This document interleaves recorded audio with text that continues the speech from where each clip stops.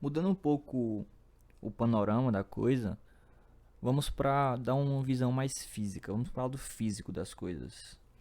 Então, quando físicos calculam certas coisas como massa, velocidade, tempo, energia, e eles se deparam com a resposta de infinito, quer dizer que é o universo dizendo a eles que tem muita coisa errada. Para aí recomeça. Isso aconteceu diversas vezes, e acontece diversas vezes nas teorias da física. O infinito serve como um freio.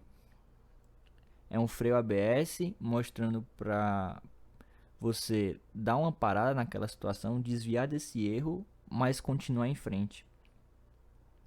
E não acontece à toa, veja bem. Se a distância para percorrer dado espaço for infinito, então tem alguma coisa errada. O tempo gasto ser infinito não faz o menor sentido físico. Da mesma forma, a velocidade ser infinita, ou seja, antes de Einstein não se tinha essa ideia da concepção da velocidade da luz, que é o limite, né? A maior velocidade que percorre o universo, que existe no universo, é a velocidade da luz. Não existia esse limite, então seria muito cabível pensar em velocidade infinita.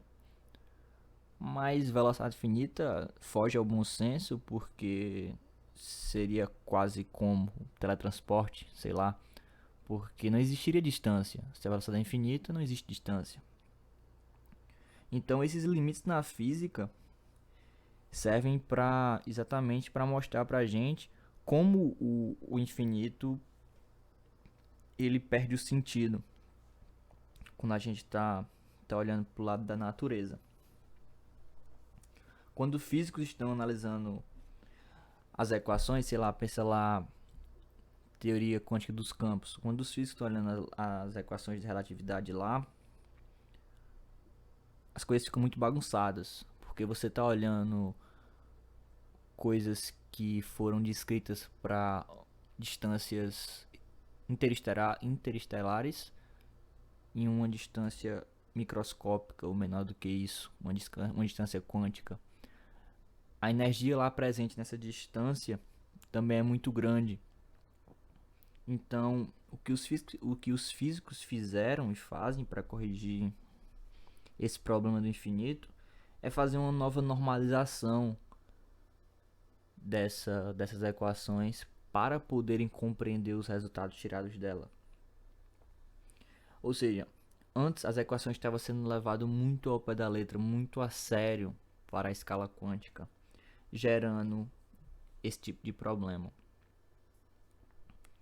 Um exemplo bem comum disso é quando você está estudando a parte que para mim é mais interessante da física, que são os buracos negros, né? Que são os buracos negros.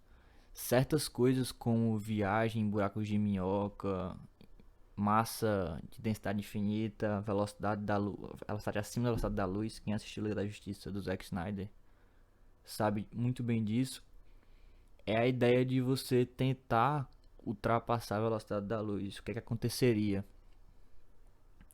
Bem, a relatividade te diz que a velocidade da luz é o limite, mas vamos supor que você é um corpo de massa quer ultrapassar esse limite. O que acontece quando você imprime mais velocidade em um corpo, você precisa de mais energia.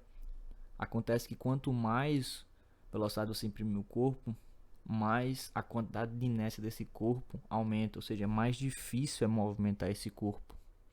Porque pensa bem, isso não seria muito fácil, a gente criaria carros cada vez mais velozes, naves cada vez mais velozes e encurtaríamos distância.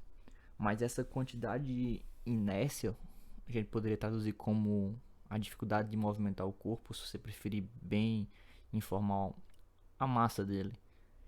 Vamos supor, vamos dizer assim, a massa dele estaria aumentando. Está cada vez mais difícil. E toda vez que eu vou chegando perto da energia, da velocidade da luz, eu preciso de mais e mais energia, até que eu preciso de energia infinita para mover esse corpo. E aí você teria que ter uma fonte de energia que não existe. E esse é o ponto.